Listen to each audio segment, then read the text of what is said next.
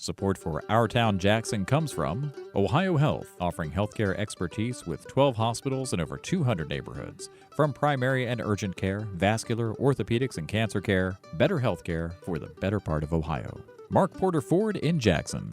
Family owned and operated and committed to the local community, and pleased to support Our Town Jackson. Mark Porter's family of dealerships also includes Mark Porter Chevrolet, Buick, and GMC in Pomeroy, and Mark Porter Autoplex in Athens. The city of Jackson, Ohio. Jackson is home to rich history, outdoor recreational adventures, cultural events, and the annual Jackson Apple Festival, all nestled in the hills of southeast Ohio. Information at jacksonohio.org. Ohio Valley Bank and its Community First mission. Established in 1872, Ohio Valley Bank has 19 office locations throughout Ohio and West Virginia. More information at ovbc.com. And by Bellisio Foods, who is proud to provide support for this program. Employing more than 1,300 people in Jackson, Ohio, the facility produces more than 2 million frozen meals per day. Additional information at bellisio.foods.com. Additional support is provided by the Foundation for Appalachian Ohio, creating opportunities for Appalachian Ohio's citizens and communities by inspiring and supporting philanthropy. Holzer, a multidisciplinary healthcare system of over 160 board-certified physicians providing care in more than 30 areas of expertise in clinical, inpatient, and long-term care facilities throughout southeastern Ohio and western West Virginia. Support also comes from the Marquay Cultural Arts Center, located in the heart of Jackson. The Marquay is Southeast Ohio's cultural venue featuring a full calendar of live music and entertainers, classic movies, and theatrical productions. Details at markayjackson.org. And by the following.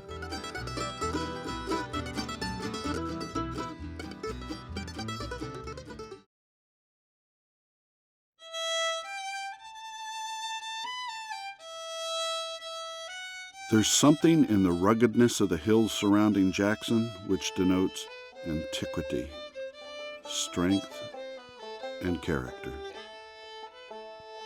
It's like entering another country to leave the level territory swept by the glacier's force and enter the imposing hills and deep, shaded, rock-lined valleys of southern Ohio. Small wonder those who have left the hills wind their way back at every opportunity. Ralph L. Peters.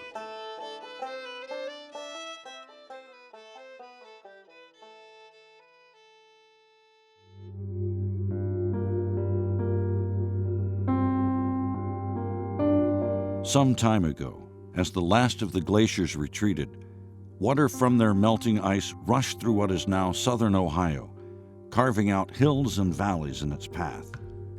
In one particular area, this water exposed a sandstone formation, releasing a salty brine into a newly formed stream. Over time, animals such as mammoths and buffalo found these deposits and began making regular trips to lick the crusted salt from the edges of the water. Thousands of years later, a 10-foot tusk would be found at the springs, and a species of mammoth would be named Elephas jacksoni. As centuries passed, these animals wore huge paths to and from the licks. When humans began to populate the Ohio Valley, they followed the wild game along these trails and directly to the salt. As native cultures progressed, they began creating huge earthen structures to both bury their dead and mark their territory. The highest concentrations of earthworks in Ohio follow the remnants of glacial moraines that separate the flatlands from the hill country. They don't go very far into the hills, and they don't go very far out into the till plains. The high densities of them, they're right there in that really interesting part of Ohio, except for this weird county called Jackson County, which when you look at maps of where all the mounds are in Ohio, Jackson County is deep into the hills, but there are all these mounds there. You scratch your head and think, oh, I wonder why there's so many mounds in Jackson County. And then you start looking at old maps, and all the old maps say Salt Lick and everything related to salt. That seems to be why that spot was incredibly important. Early Indians used heat from the sun to evaporate brine until only salt was left. As technology progressed, they began to boil the water away in earthen pots and kettles. Archaeologists refer to the earliest of these mound builders as the Adena. They were soon followed by the Hopewell, who called this land home until around 500 AD.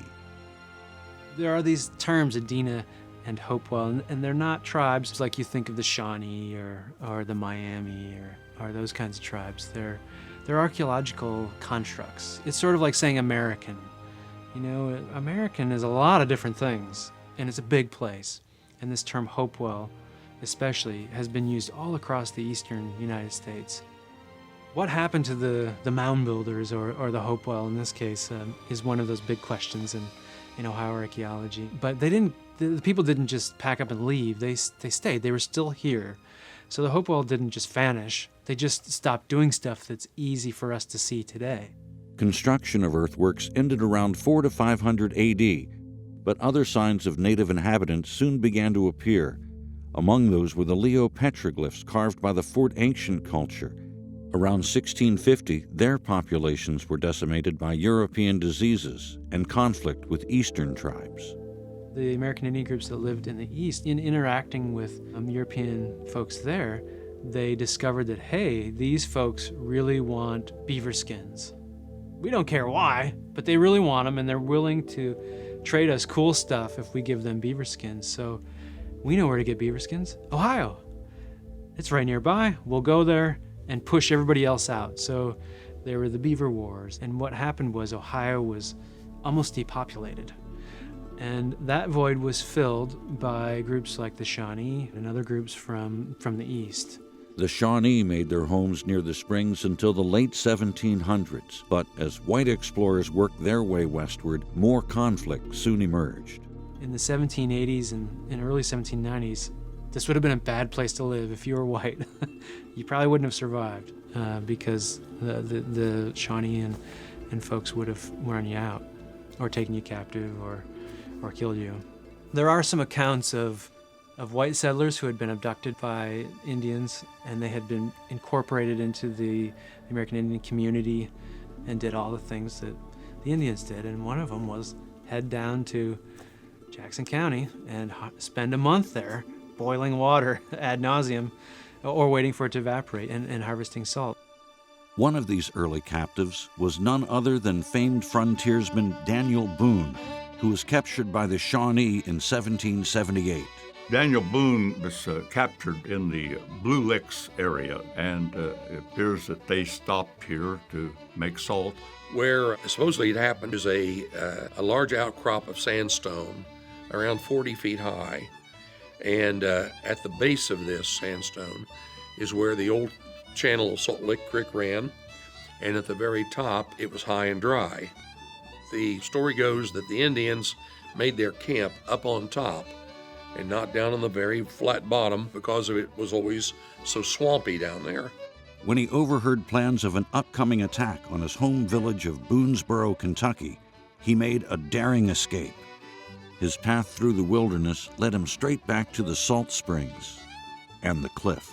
Now, if you were being pursued or thought you were being pursued and you got to this cliff, there is a good chance that the quickest way down is to jump over to a tree. And there was this large tree that was growing out in front of the rocks, and he jumped off the cliff, clear over, and landed in the tree and began running to the south. The Indians weren't quite that brave, and by the time they got to the bottom, Boone had a large head start. This was out at a site we call Boone Rock. That's how it got its name, because Boone was here. Boone does mention his time at the salt springs in his autobiography. However, historians debate whether he actually made his desperate leap or if the legend is just another in a series of tall tales about the famous woodsman. Is it true or not? I don't know, but we foster it as we think it's a truth. We'll say it is anyway. Conflict with the Indians continued until General Mad Anthony Wayne defeated a confederation of tribes at the Battle of Fallen Timbers. The resulting Treaty of Greenville pushed the Indians out of southern Ohio forever.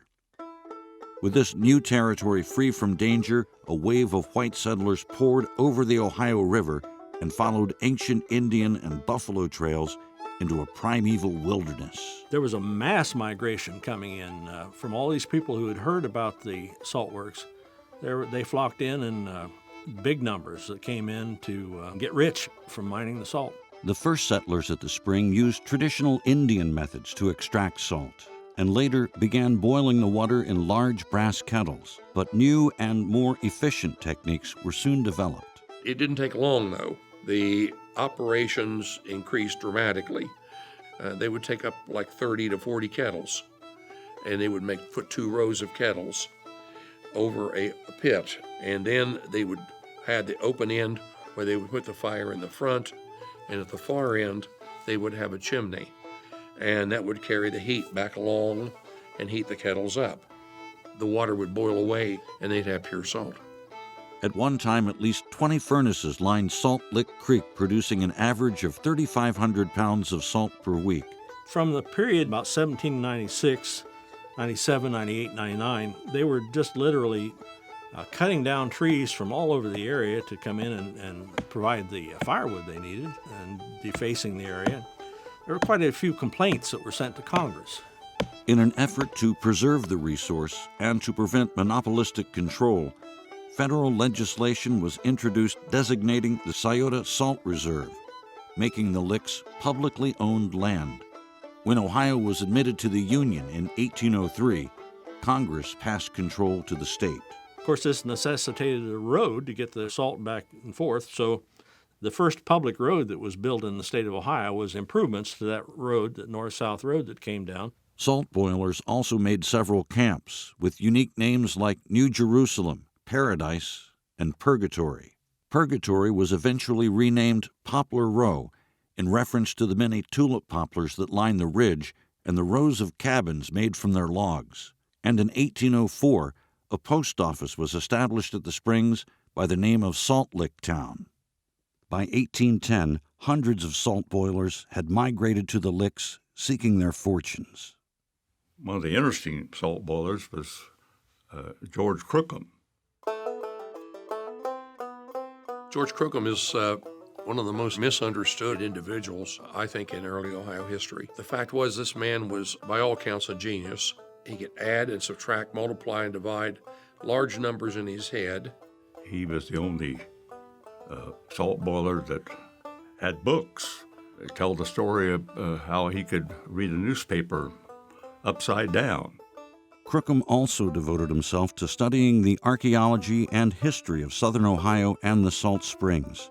And through his research, he built up a large collection of prehistoric artifacts from the area. But he also had a large book that was the history of this area from the beginning. He wrote the whole thing. And he also was a large abolitionist. Here in Jackson area, because most of the area was settled by people from Virginia, the abolitionists and the folks that were pro-slavery clashed.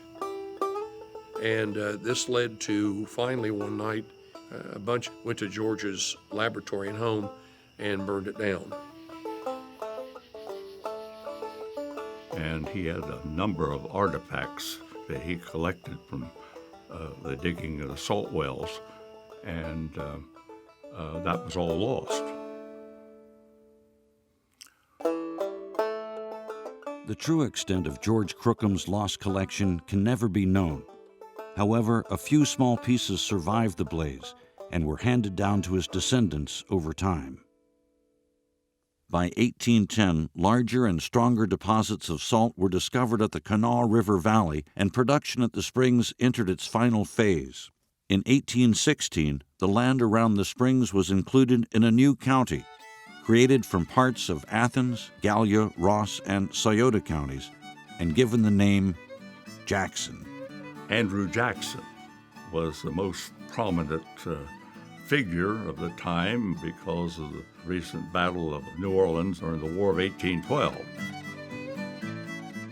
On that popularity, that's how the county received its name. Then the town was laid out in 1817, and Jackson, the city of Jackson, received its name. While the residents of Jackson were busy building their new town, half a world away, a group of Welsh pioneers were planning a journey that would change the course of southern Ohio's history forever. In Wales at that time, in the early 1800s, I think you have to understand that England was still oppressive toward the people of Wales. They weren't allowed to own their own land. They had high rents, high taxes. At that time in the 1800s, I think the Welsh were looking for new opportunities. In 1818, John Jones Tirbach, an innkeeper in Kilkennin, Cardiganshire, organized a group of 6 families who were interested in leaving Wales to try their luck in America. Their ultimate destination was Paddy's Run, near Cincinnati in Butler County, Ohio. The group of 36 left Cardiganshire in April and traveled to Liverpool, where they boarded a ship to cross the Atlantic, leaving their homes and loved ones behind. At that time, to make that trip, they were very brave people, knowing that they would never go back. Saying goodbye to all your relatives over there, maybe your parents, knowing you wouldn't see them anymore. After a nearly 8-week voyage, they landed at the port of Baltimore on July 1st, 1818. After traveling over the mountains to Pittsburgh, the group purchased 2 flatboats, loaded them with everything they owned, and began the final phase of their journey down the Ohio River towards Paddy's Run. After several days on the river, the boats approached the French settlement of Gallipolis, and the weary travelers decided to stop for the evening. The next morning, they went out to continue to Paddy's Run, and their boats were gone. There are many different versions of what happened in Gallipolis. Some say that the boats were cut loose. Others say that there was a big storm in the night and the boat drifted away. But it boils down that the women were tired of all the traveling and they were ready to stay. There is some speculation that perhaps the women of the party cut the boats loose because they had ended their journey. They did not want to continue.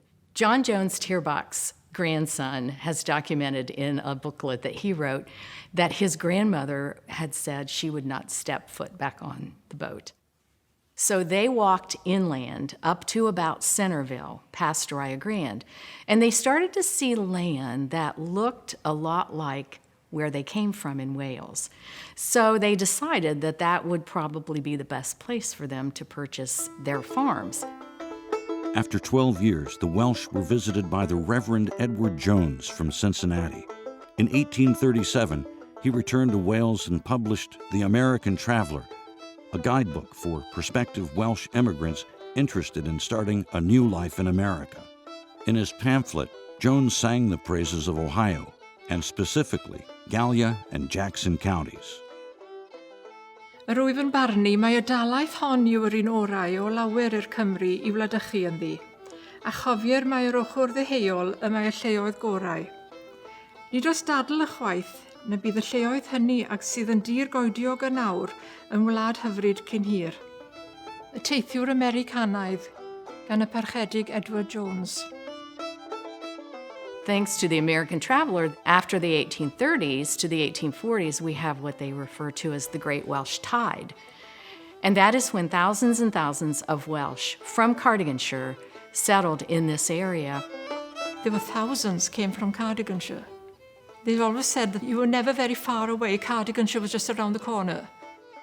Evidence of these new immigrants soon appeared across Gallia and Jackson counties. As there were little pockets of Welsh people settling, the first thing that Welsh people do is build your church. The Calvinistic Methodist Church at Moriah was certainly considered to be the mother church. When the congregation became so large that it filled the church, then other churches would be constructed in other neighborhoods. When the second generation of Welsh immigrants arrived in Jackson County, the local economy had shifted drastically. The Scioto Salt Springs had gone out of production entirely in 1826, and most of the remaining citizens relied on agriculture to make ends meet. And no one could see any future here, not until the discovery was made of iron ore. Jackson County is situated over a unique geologic formation known as the Hanging Rock Iron Region, which spans from Kentucky through southern Ohio. Soon after this iron ore was discovered, local residents began the process of extracting it from the earth. To transform iron ore from raw material into a usable product, it first had to be heated in large furnaces. Early versions of these furnaces used charcoal created from the seemingly unlimited supply of trees surrounding the area. Logs from these trees were piled into mounds more than 40 feet in diameter. Then they would cover it with leaves and sand, and then they would climb to the top of it and drop embers down in the center of it to get the pit burning slowly, which is the key part of the process to make charcoal. It would take about 12 to 20 days to burn the pit. As smoke filled the valleys, men known as colliers tended the burning pits day and night, work that left them blackened with ash and soot.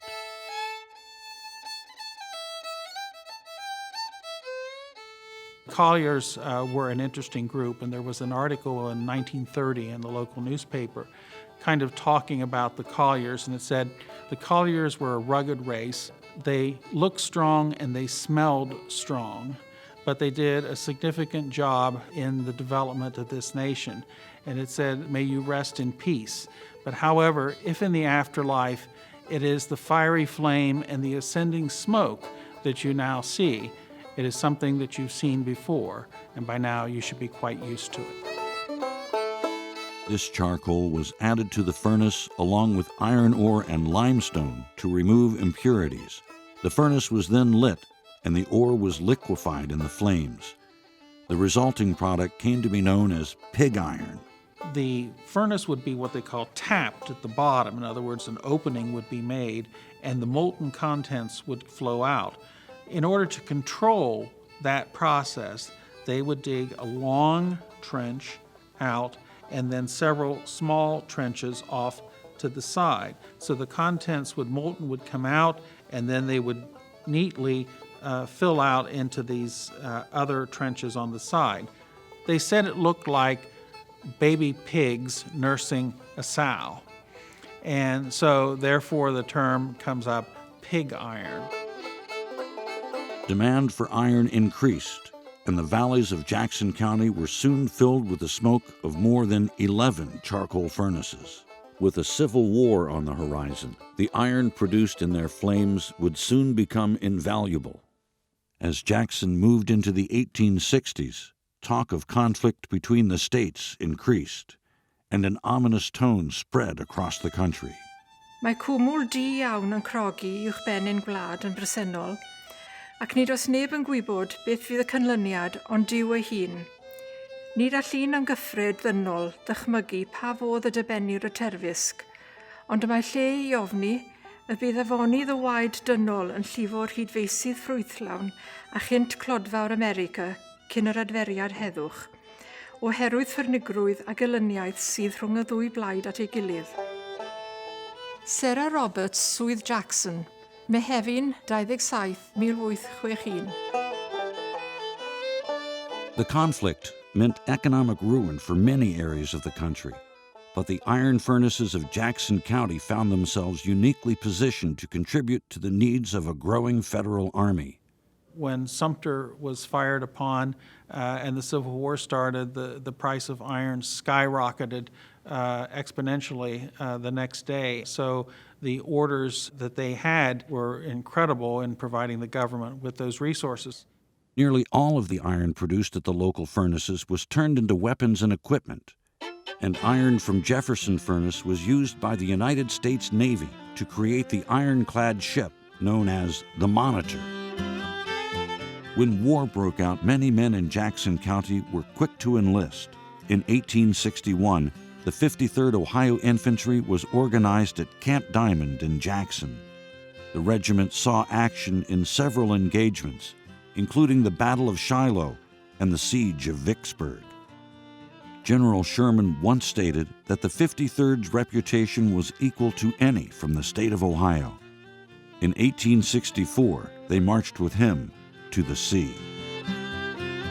While most of the war's battles raged hundreds of miles away, in the summer of 1863, the residents of Jackson suddenly found the fight at their front door. In June of that year, Confederate General John Hunt Morgan led 2,000 cavalrymen on a raid through Indiana and Ohio in an effort to distract the Union Army. He was basically bait. I kind of look at him being the mouse, and the cat was chasing him. He understood that, indeed, the most number of Union troops would be utilized to go after him should he enter the North, and that's exactly what happened.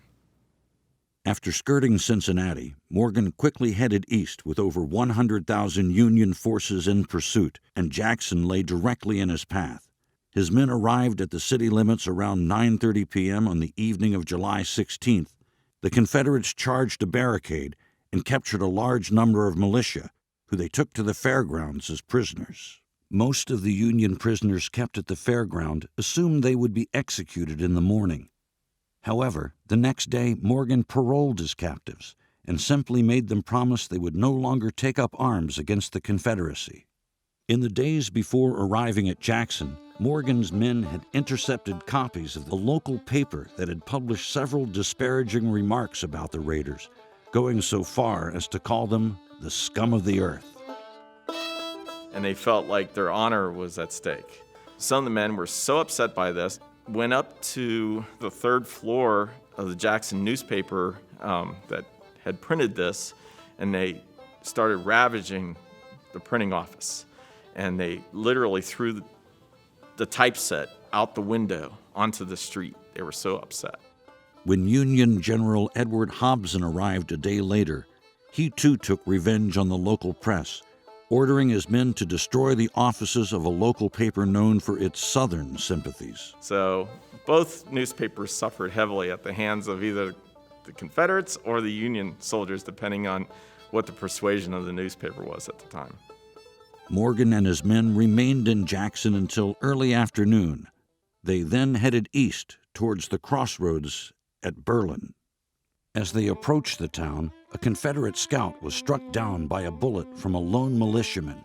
In response, Morgan quickly deployed his artillery on a nearby ridge and rained down cannon fire for nearly 2 hours before ordering an attack. Even though they were outnumbered nearly 3-1, the rebels quickly overwhelmed the untrained militia. Under intense fire, Union Commander Benjamin Runkle ordered his men to withdraw, avoiding almost certain disaster. The skirmish at Berlin Crossroads lasted 3 hours total, and Morgan's troops won the day there, even though it's considered in many cases a slight Union victory because of the fact that it delayed Morgan's advance by 3 hours. After the skirmish at Berlin Crossroads, the Confederates continued their push eastwards. They were ultimately defeated at the Battle of Buffington Island on July 19th, and Morgan was captured soon after. While the men from Jackson in the 53rd Ohio fought the Battle of Shiloh, they were accompanied by the 20th Illinois Infantry. Among their ranks was a young man who had once called Jackson home himself.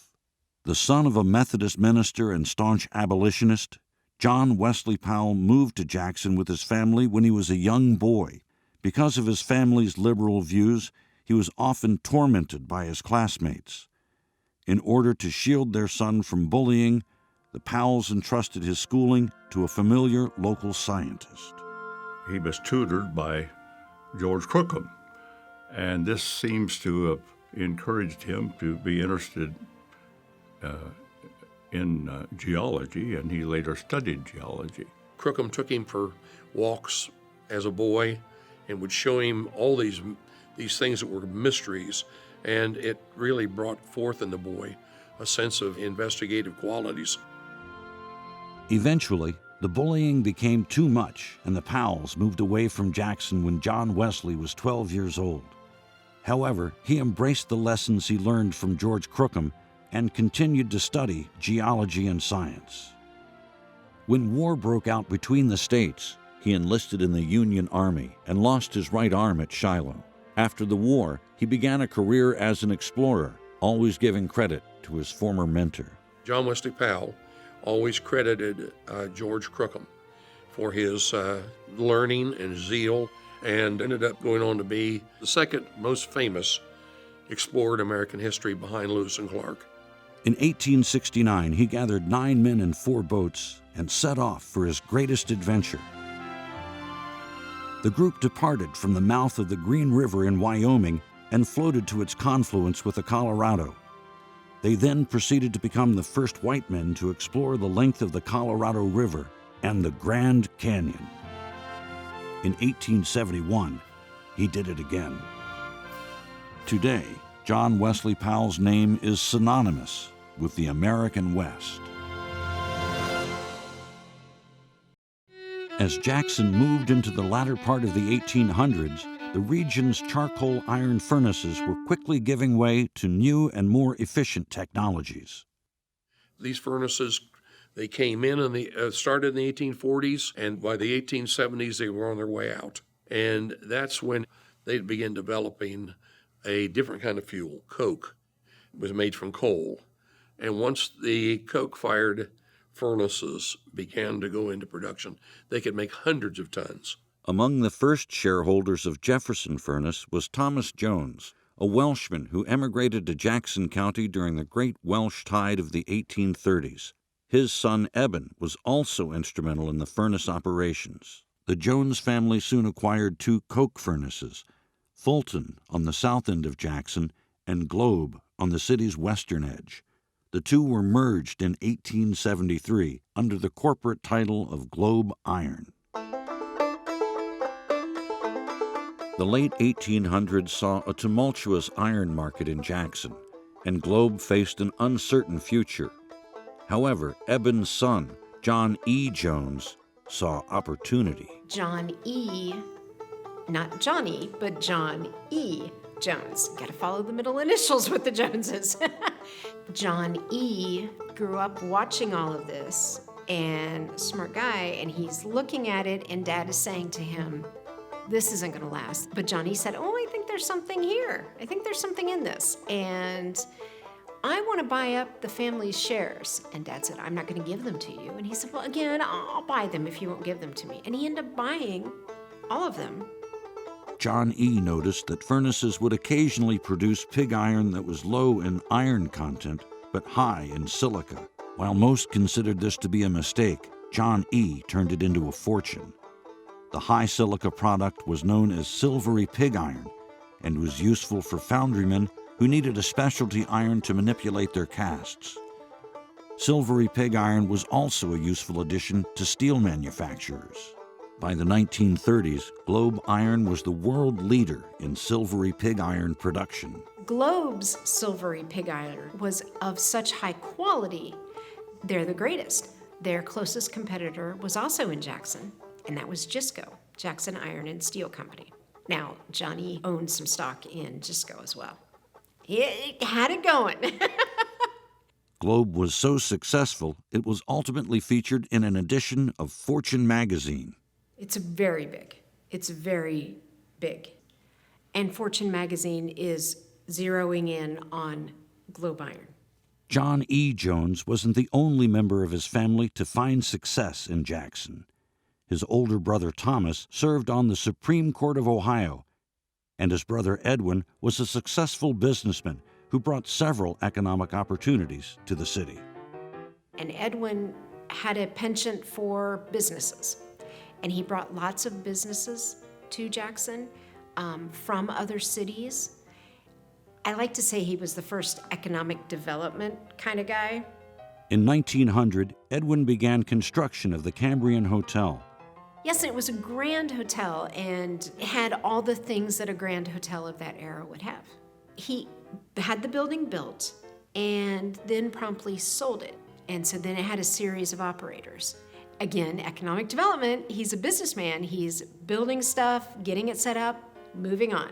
Building stuff, getting it set up, moving on. Edwin was also instrumental in bringing the DT&I Railroad car shops and the Crown Pipe and Foundry to Jackson.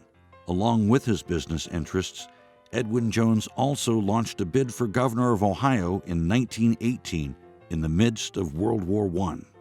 He loses. His slogan was Ed, win the war, Jones. And yeah, I know, it's pretty funny. Ed, win the war, Jones. Very clever, very clever. While business boomed in Jackson during the 1920s, several local citizens began an effort to preserve their heritage. Singing competitions known as eisteddfods were held in Wales since at least the 12th century. and when the Welsh emigrated to Ohio, they brought the tradition with them. It's part of our identity. I think even Welsh people who can't sing feel the music in their souls. The first organized competition in Jackson County was held in 1875 in Oak Hill, and by the 1920s, a group of influential citizens created a more formal showcase for the event. And we can give credit to E.O. Roberts, who was very successful Welsh American, and John E. Jones. We have them looking around thinking we need to preserve what we have. So the Southern Ohio Eisteddfod Association was formed in 1922 with the mission to really cultivate the Welsh language and poetry and music. Then in 1928, there was so much interest in it, they built the Eisteddfod Auditorium, and it was devoted to holding Eisteddfod events. Because of the strength of their organization and also the fact that they had a dedicated building, they attracted the Grand National Eisteddfod in 1930. So you read accounts of that. Jackson was filled with people that came to compete and also just to watch. It was a heyday for the Welsh culture in Jackson County. Music in Jackson County was not limited to the Eisteddfod. As a boy in Jackson during the late 1800s, Frank Crummett began singing at local church gatherings. By the time he was 30, he had sold millions of records and was performing on Broadway. In 1919, he entered a contest sponsored by Ohio State University to compose a song for the school's new football stadium. Crummett's entry was awarded first place, and the Buckeye battle cry has remained a foundation of Saturday afternoons in Columbus for nearly a century.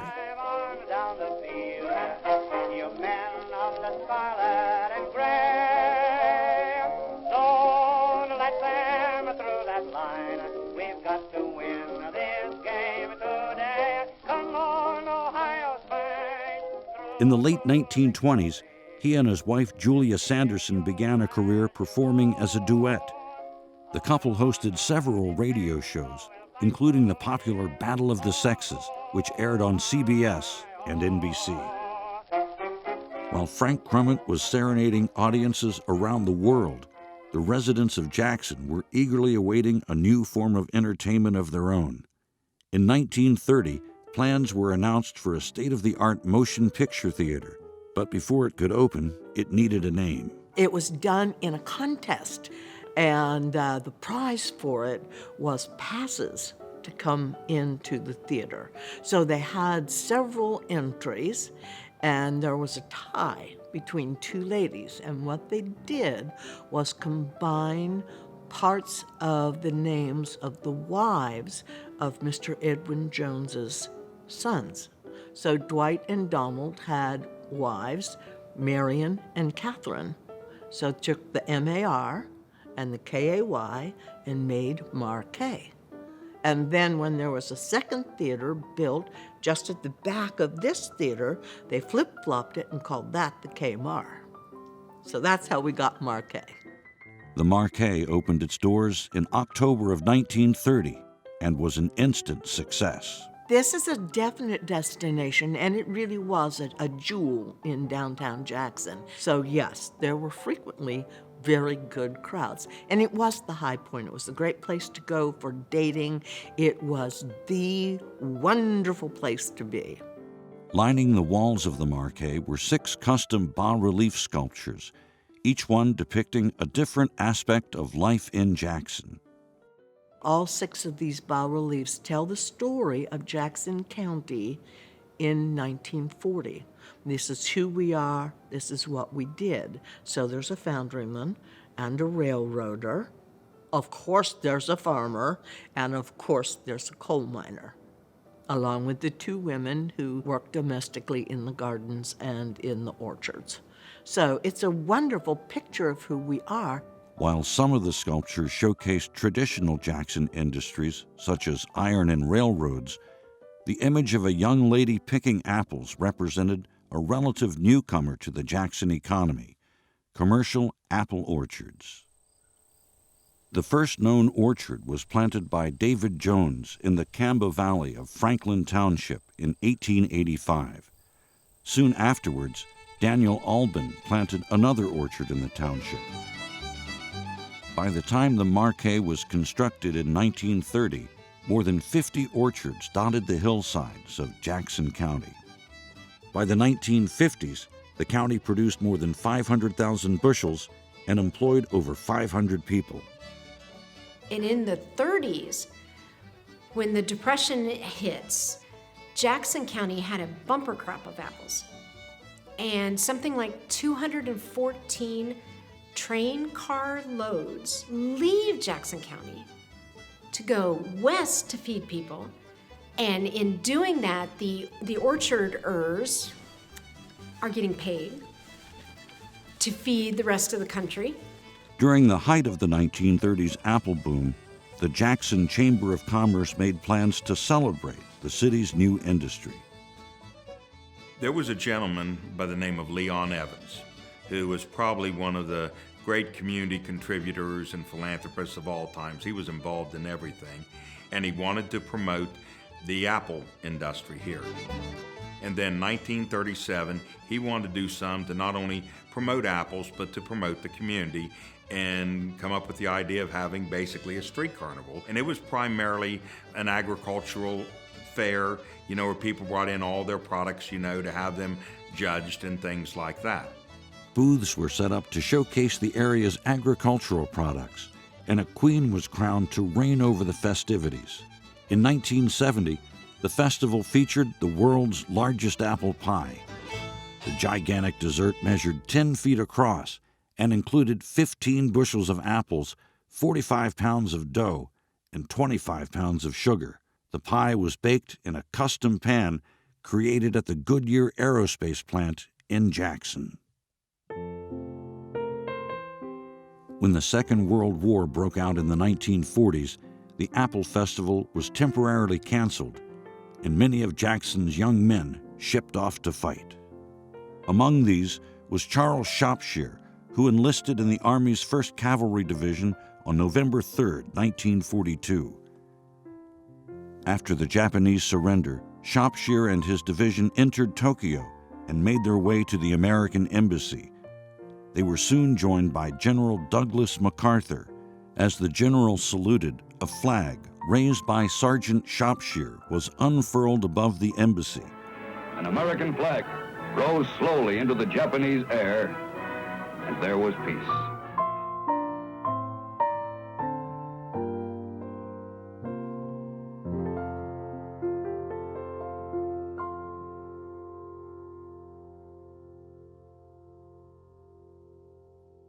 Over the years, Jackson High School athletic teams were known by several names. In the 1930s, the district began the search for a new mascot to represent the city's heritage.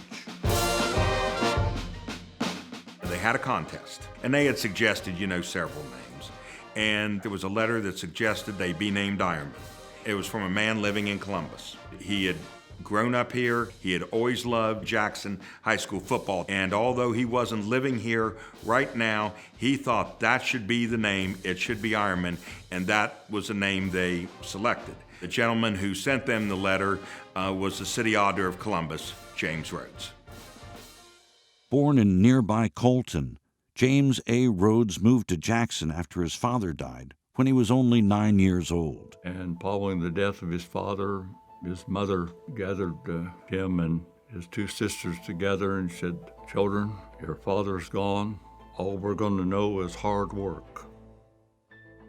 While he was attending elementary school in Jackson, he worked as a janitor, delivered newspapers, and turned peanuts at Michael's ice cream shop.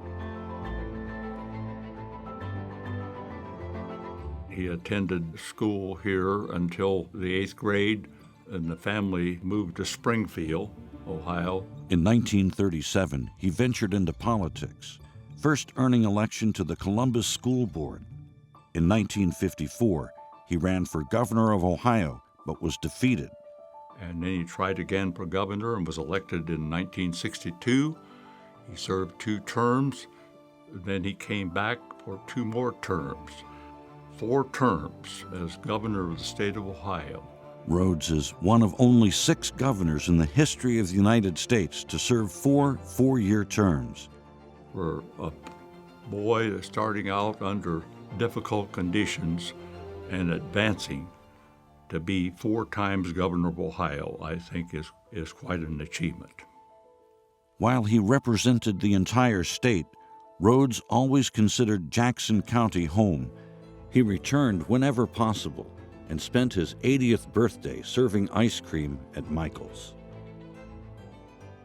After decades of success, Globe Iron faced new challenges as more productive iron regions were opened in the Great Lakes and production began to decline.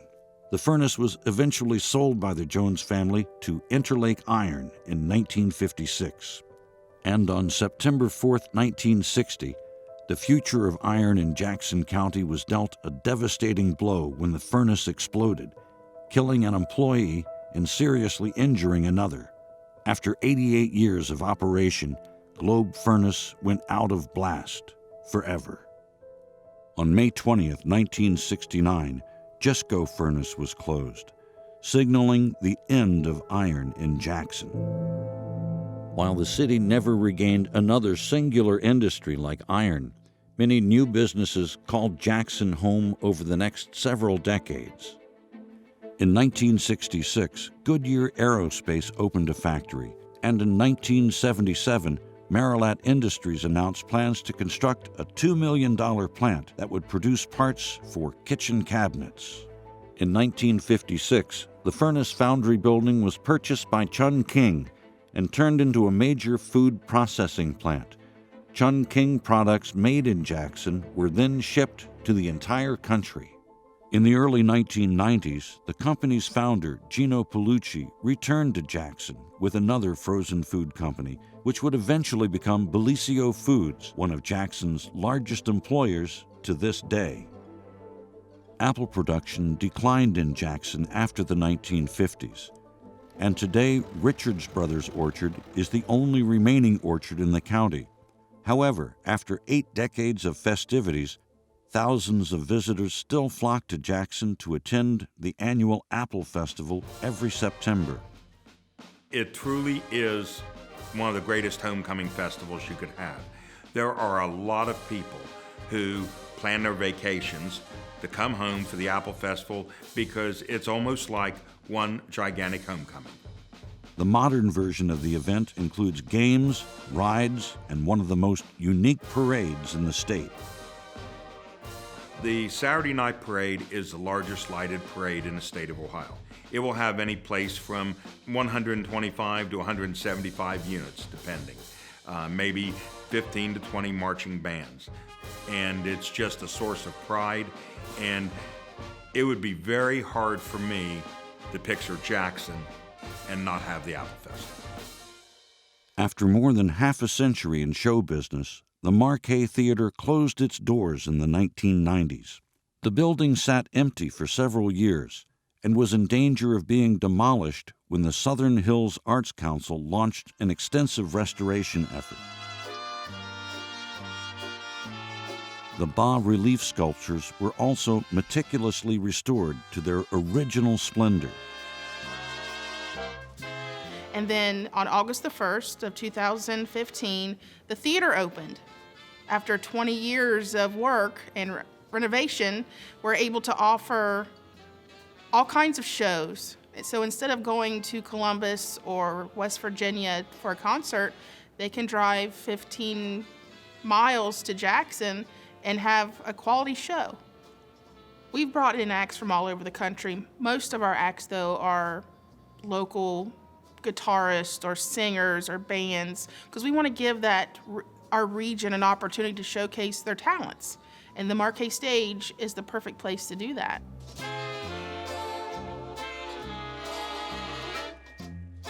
The Marquet is just one example of many historic preservation efforts in Jackson County. The Madog Center for Welsh Studies at the University of Rio Grande currently operates the Welsh American Heritage Museum in Oak Hill. The museum is just one of many stops along the Welsh Scenic Byway, a route that takes travelers past several historic sites in Jackson and Gallia counties. The mission is to incorporate the intrinsic values that we have here that are on the byway into something that would attract people to the area. The Welsh Scenic Byway includes the museum, the Bob Evans Farm, all of the churches, the John Wesley Powell Memorial in Jackson, the Lewis Drug Store, the Cambrian Hotel. The Cambrian Hotel was restored in 1985 and today serves as housing for senior citizens. The renovation effort was led in part by longtime Jackson resident Bernadine Stockmeister, who traveled to Washington, D.C. to secure nearly $3 million in federal funding for the building's renovation. She then served as the project's general contractor. When it was reopened, Lillian Jones, daughter of the Cambrian's visionary, Edwin Jones, was on hand to help Mrs. Stockmeister cut the ceremonial ribbon. Lillian Jones experienced life to the fullest, traveling around the world 4 times. Upon her death in 1991, Lillian requested that her house on the corner of Broad and Broadway be used to celebrate Jackson's heritage. And today, the Lillian Jones Museum offers visitors an immersive experience in the region's history. She wanted this house to be used as a cultural arts center, a cultural center, a museum, a historical event kind of thing. And in her will, she said, "You have 5 years after my death. You don't make it happen in 5 years, the house gets torn down." And so they did. And the museum opened in 1995, 4 years after the death of Lillian. But it worked. And so it's been a museum since 1995. Other historic stops include the Leo petroglyphs and Buckeye Furnace, a completely restored charcoal iron furnace. When the Southern Ohio Aesthethid Association was created in the early 1920s, they also began work to create an aesthethid in the local school district. Nearly a century later, the aesthethid remains a part of Jackson City schools, and students continue to perform traditional Welsh songs. The Jackson City Schools performance is now the oldest aesthethid in the United States. It's great to highlight that we are of Welsh heritage here in this part of the state. You know, we have a concert at the end of every year where every kid gets up and sings.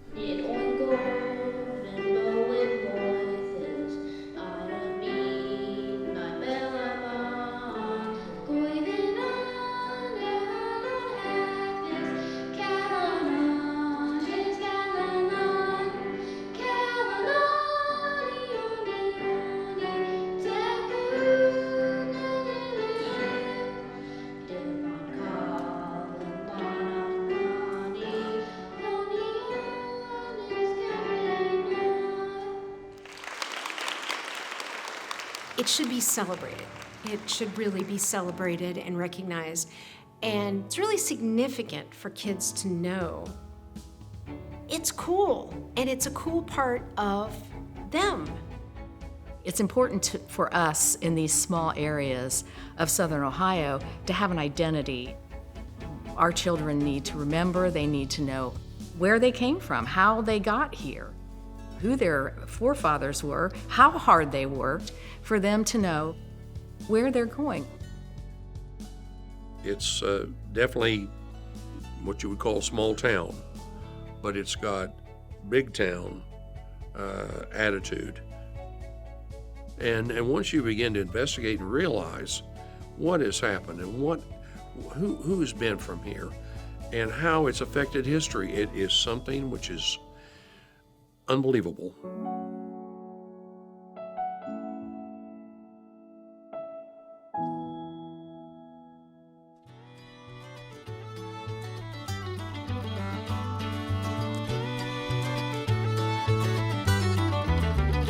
Big old Jackson County moon, gonna see you pretty soon.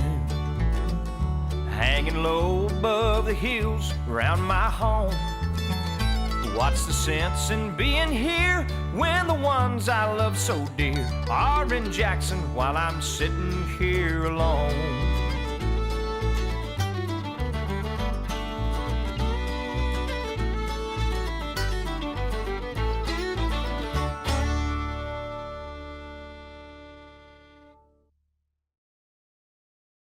Support for Our Town Jackson comes from Ohio Health, offering healthcare expertise with 12 hospitals and over 200 neighborhoods. From primary and urgent care, vascular, orthopedics, and cancer care, better healthcare for the better part of Ohio. Mark Porter Ford in Jackson. Family owned and operated and committed to the local community, and pleased to support Our Town Jackson. Mark Porter's family of dealerships also includes Mark Porter Chevrolet, Buick, and GMC in Pomeroy, and Mark Porter Autoplex in Athens. The city of Jackson, Ohio. Jackson is home to rich history, outdoor recreational adventures, cultural events, and the annual Jackson Apple Festival, all nestled in the hills of southeast Ohio. Information at jacksonohio.org. Ohio Valley Bank and its Community First mission. Established in 1872, Ohio Valley Bank has 19 office locations throughout Ohio and West Virginia. More information at ovbc.com. And by Bellisio Foods, who is proud to provide support for this program. Employing more than 1,300 people in Jackson, Ohio, the facility produces more than 2 million frozen meals per day. Additional information at bellicofoods.com. Additional support is provided by the Foundation for Appalachian Ohio, creating opportunities for Appalachian Ohio's citizens and communities by inspiring and supporting philanthropy. Holzer, a multidisciplinary healthcare system of over 160 board-certified physicians providing care in more than 30 areas of expertise in clinical, inpatient, and long-term care facilities throughout southeastern Ohio and western West Virginia. Support also comes from the Marquet Cultural Arts Center, located in the heart of Jackson. The Marquet is Southeast Ohio's cultural venue featuring a full calendar of live music and entertainers, classic movies, and theatrical productions. Details at marquetjackson.org. And by the following.